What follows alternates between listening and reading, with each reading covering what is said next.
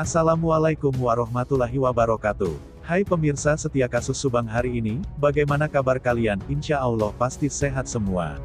Sebelum kita ke pokok pembahasan, kami sangat bersyukur ya kepada kalian yang telah mengklik video ini, yang artinya, kami yakin kalau kalian masih penasaran terkait siapa pelaku pembunuhan ibu dan anak di Subang, dan kalau begitu mari kita kawal sama-sama kasus pembunuhan Subang ini sampai terungkap. 1 hari jelang 100 hari kasus pembunuhan Subang dengan korban Tuti Suhartini dan Amalia Mustika Ratu alias Amel, perkembangan yang terjadi makin ramai dan penetapan tersangka kian dekat. Meski pengakuan pakar forensik Mabes Polri, Dr. Sumi Hastri ini pernah mengemuka sebelumnya, namun masih banyak netizen yang penasaran soal pengakuan mengejutkan yang pernah disampaikan. Dari pengakuan mengejutkan Dr. Sumi Hastri, ada dua hal yang kemudian mengapa pakar forensik Mabes Polri itu ikut terlibat di kasus pembunuhan Subang yang terjadi pada tanggal 18 Agustus tahun 2021 tersebut. Dan ternyata pula, Dr. Hastri punya kemampuan ini. Pengakuan mengejutkan itu dipaparkan kembali Dr. Sumi Hastri dalam dialog di kanal YouTube Denny Darko yang tayang pada Kamis, tanggal 25 November tahun 2021. Seperti diketahui, keterlibatan Dr. Sumi Hastri di kasus pembunuhan Subang tersebut dimulai pada tanggal 2 Oktober tahun 2021. Saat itu, dia turun ke Subang untuk melakukan otopsi ulang terhadap jasad Tuti dan Amel. Terbukti dari hasil otopsi ulang tersebut kian melengkapi dan memperbaiki hasil otopsi pertama yang dilakukan sesaat setelah kejadian pembunuhan Subang pada tanggal 18 Agustus tahun 2021.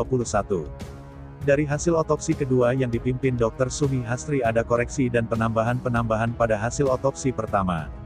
Koreksi yang dimaksud adalah soal waktu kematian korban di kasus pembunuhan Subang tersebut, namun Dr. Hastri tidak menyebutkan koreksi kematian yang mana Tuti atau Amel. Dalam perbincangan dengan Denny Darko, ternyata Dr. Sumi Hastri adalah seorang indigo yang mempunyai kemampuan melihat hal-hal yang tidak kasat mata. Saat itu otopsi kedua dilakukan pada tanggal 2 Oktober. Mengapa baru dilakukan pada saat itu padahal pembunuhan Subang terjadi pada tanggal 18 Agustus, ujar Dr.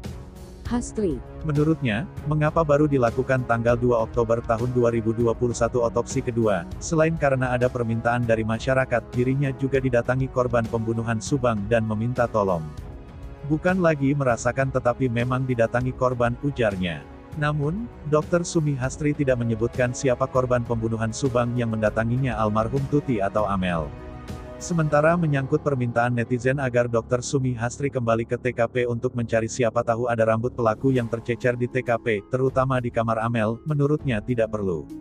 Kan kita olah TKP lagi dan ambil sampel DNA di properti di TKP, termasuk darah, rambut, bekas sidik jari yang diduga ada DNA pelaku-pelaku itu, paparnya. Kita usahakan dapat dan di Pulau Force sudah banyak DNA tinggal kita petakan.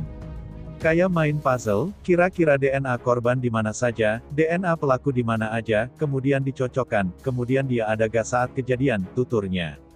Sekali lagi Dr. Sumi Hastri kembali menegaskan bahwa dari hasil yang sudah diperoleh, 2 alat bukti untuk menetapkan tersangka sudah ada di tangan polisi.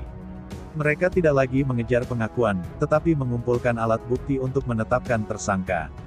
Nah, bagaimana menurut kalian?